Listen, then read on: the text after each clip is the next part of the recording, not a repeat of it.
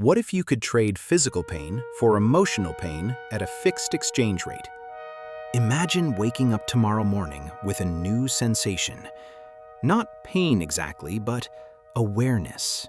You can feel both types of suffering humans experience, physical and emotional, but now they exist on the same measurable scale. A broken bone equals 3 months of anxiety. A migraine equals 1 terrible breakup. Grief from losing someone? That converts to a shattered spine. And here's the twist. You can transfer between them, voluntarily, instantly. Heartbroken? Trade it for a broken arm instead.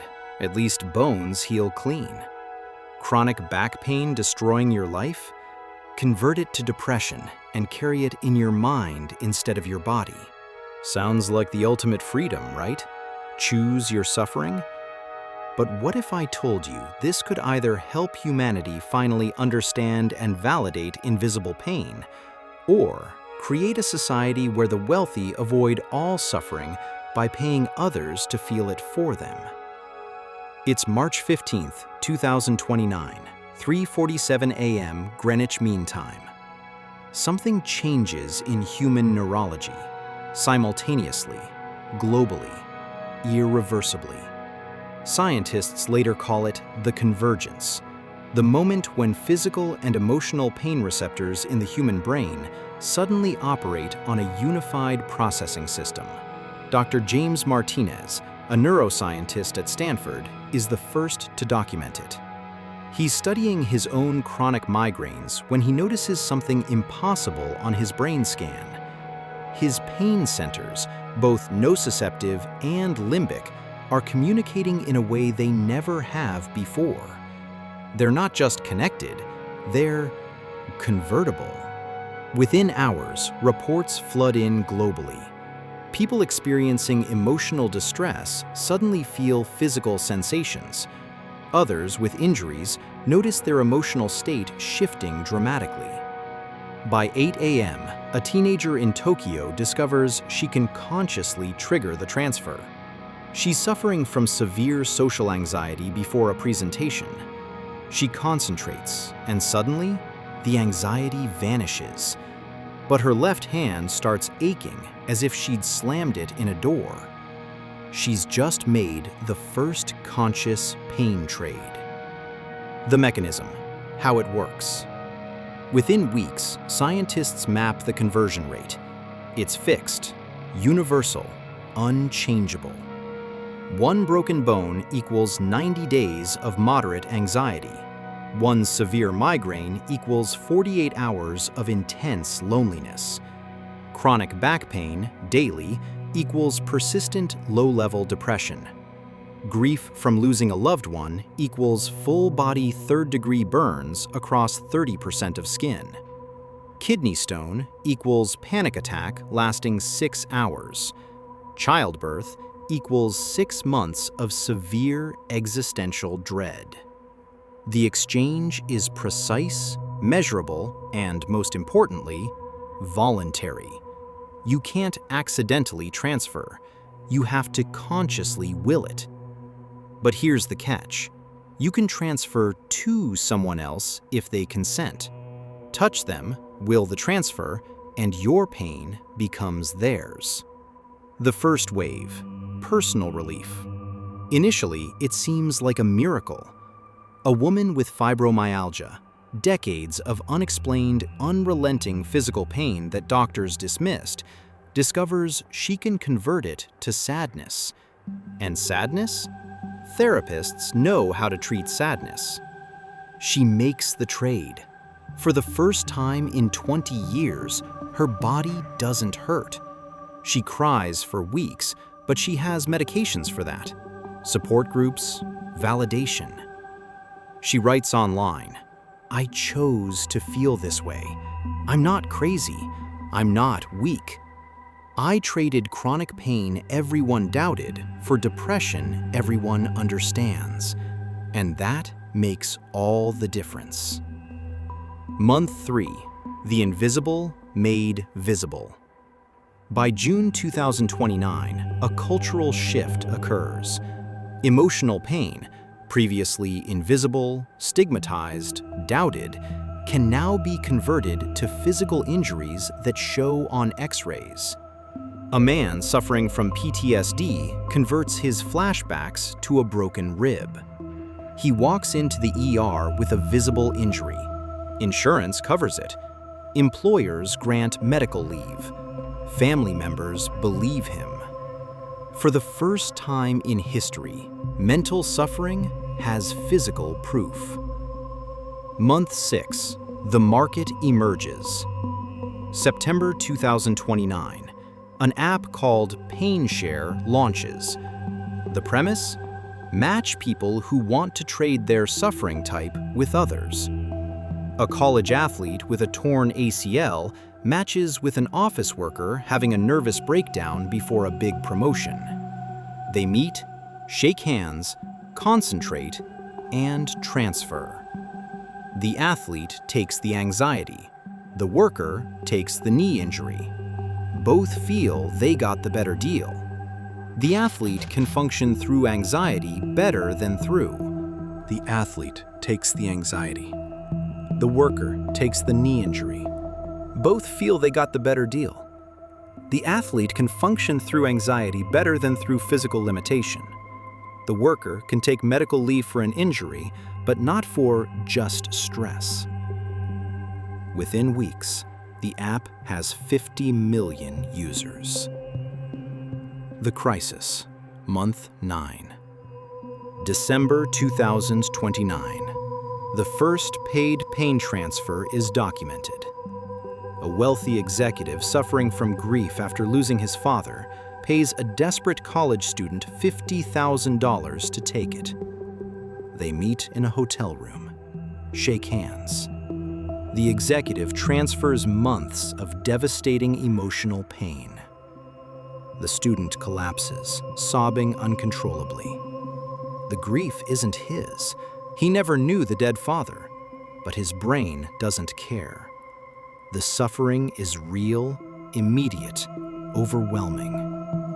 The executive walks out pain-free back to work the next day. The student drops out of school. The grief that wasn't his destroys his semester. He needs therapy for mourning a stranger. The reckoning. By January 2030, thousands of similar transactions emerge. A black market forms. Pain bearer becomes an unofficial profession.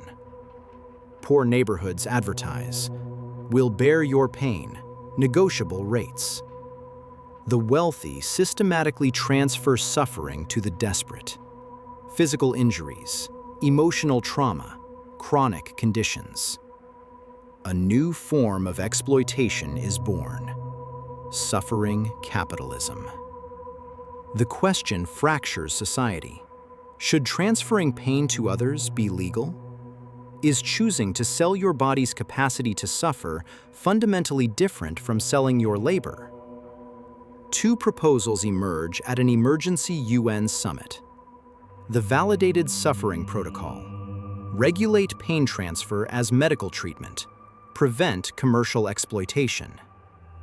The Sovereign Pain Doctrine. Ban interpersonal transfer entirely. Each person bears only their own suffering. The vote is 104 to 89. This decision splits humanity into two completely different futures. The good ending. Scenario A. The empathy revolution. The Validated Suffering Protocol passes. Humanity regulates pain transfer as healthcare. Years 1 to 3. The medical revolution. By 2031, pain transfer clinics open globally as part of universal healthcare. The process is carefully controlled. You can transfer your suffering type, but only through licensed medical facilities. No commercial transactions. No exploitation. A teenager with severe depression converts it to a broken leg. She spends 6 weeks in a cast, which heals completely. The depression, which might have lasted years, is gone. Suicide rates among chronic pain patients plummet by 60%. They finally have an escape option that doesn't involve death. Year 5, the validation era. By 2034, emotional pain is finally treated with the same seriousness as physical injuries. Insurance companies are forced to acknowledge the pain exchange standard. If grief equals severe burns, they must cover mental health treatment accordingly. Employers can no longer dismiss employees for just being sad when that sadness medically equals a shattered femur. A movement called the Witnessed Pain Project emerges. People with invisible suffering convert it temporarily to visible injuries for one day, photograph the X-rays, then convert back. The message: this is what my depression looks like. This is the fracture you can't see that I carry every day. Year 10, the compassion economy. By 2039, something unexpected emerges: voluntary, altruistic pain-bearing.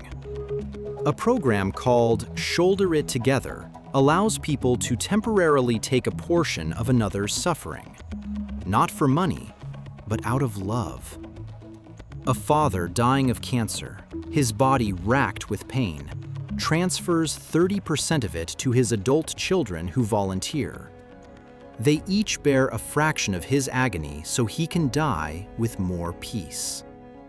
It's not exploitation, it's radical compassion. They choose to suffer with him rather than watch him suffer alone. Marriages develop new vows. In sickness and in health, I will bear what pain I can. Years 20 to 50, the understood society. By 2049, 2 generations have grown up with pain conversion. Stigma around mental health vanishes entirely. You can't dismiss depression when it medically equals third-degree burns. Medical research explodes. Scientists study why emotional pain converts to specific physical patterns. They discover that grief targets the cardiovascular system, anxiety affects the respiratory system, and trauma lodges in the musculoskeletal structure.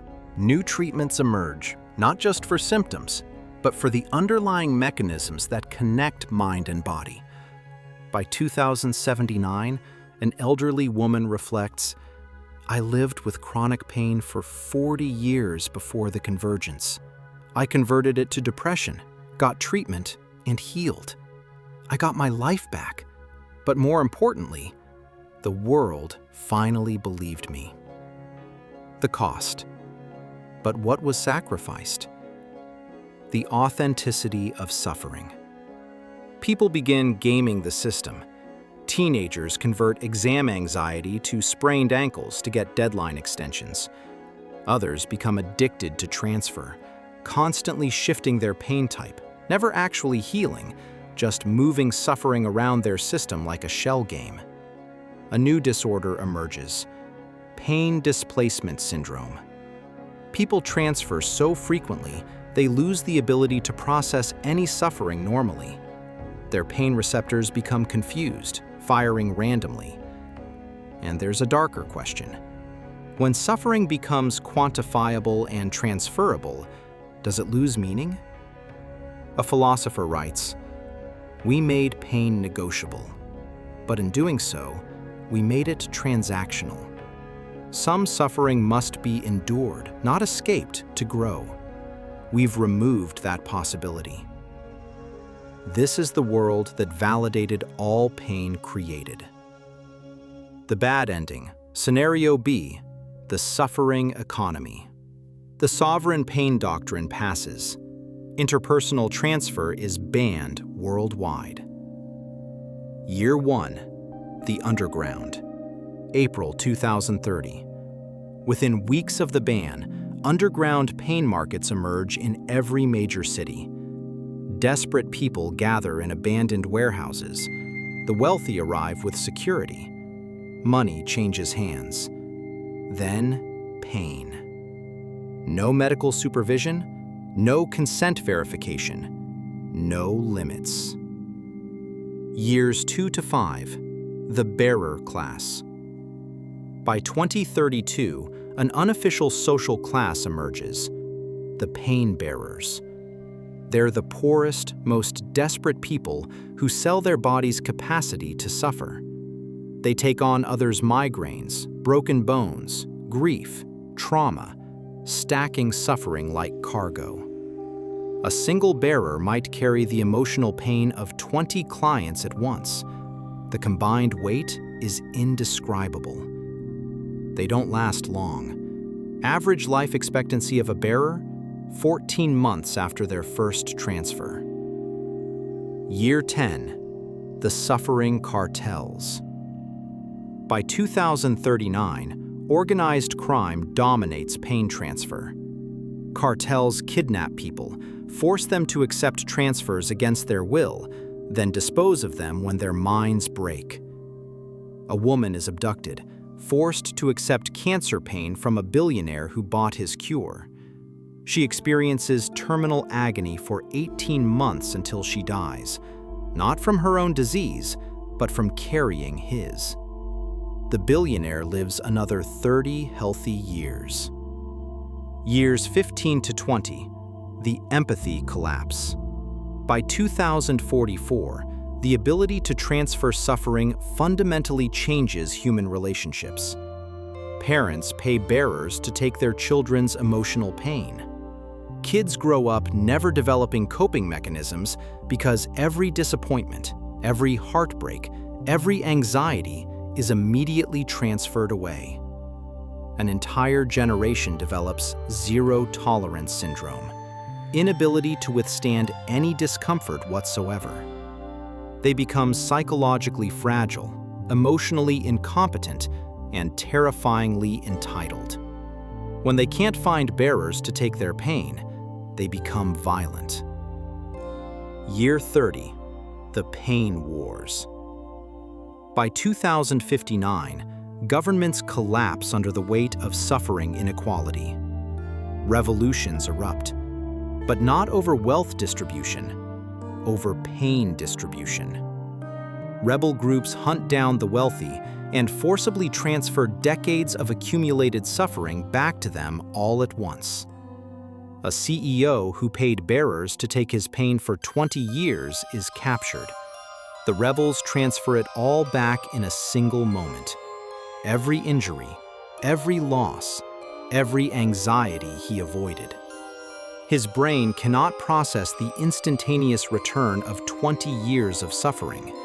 He has a stroke and dies within minutes. Years 50 to 100, the broken species. By 2079, humanity has split into two permanent castes, those who suffer and those who don't. The suffering class, the bearers and their descendants, carry so much accumulated pain, they're barely recognizable as human. Hunched, broken, their minds shattered by carrying agonies that were never theirs. The protected class live in isolated compounds, having outsourced all pain. But their children are grotesque parodies of human beings, incapable of processing even minor discomfort without having psychotic breaks. By 2129, an elderly bearer, one of the last who remembers life before pain markets, gives a final interview. They said each person should bear their own pain, so they made it illegal to share. But humans will always find ways around laws when suffering is involved. We didn't stop exploitation. We just drove it underground and made it 1,000 times worse. This is the world that refused to regulate pain created. If this scenario made you question whether suffering should be transferable or endured, hit that subscribe button. So there it is. Same ability. Two completely different futures based on one choice. But here's what haunts me about this scenario. we already do a version of this. When you take pain medication, you're not eliminating suffering. You're converting physical pain into chemical dependence and side effects. When you numb emotional pain with alcohol or overwork or endless scrolling, you're not erasing it. You're just transforming it into something else that will hurt you later. The difference is, we do it unconsciously, inefficiently, and destructively. But what if we could do it consciously, precisely? What if you could choose which type of suffering you're better equipped to handle? Maybe you'd discover you're stronger than you thought. Or maybe you'd discover that some pain must be felt in its original form to teach you what it needs to teach. Because here's the terrifying truth. Suffering isn't just an inconvenience to be shuffled around. It's information. Physical pain tells you your body needs attention. Emotional pain tells you your life needs change. When you can convert between them freely, you might stop listening to either. Perhaps the real question isn't whether we'd want to trade our pain type, but whether some kinds of suffering are sacred, meant to be endured in their original form, because that's the only way we learn what we need to survive. Because maybe the blessing of being human isn't that pain comes in two forms, but that each form serves a purpose we don't fully understand yet. Next week, another reality-splitting scenario. Until then, stay curious, and maybe appreciate that your suffering, whatever form it takes, is trying to tell you something. Thanks for watching. What If Split, where reality divides.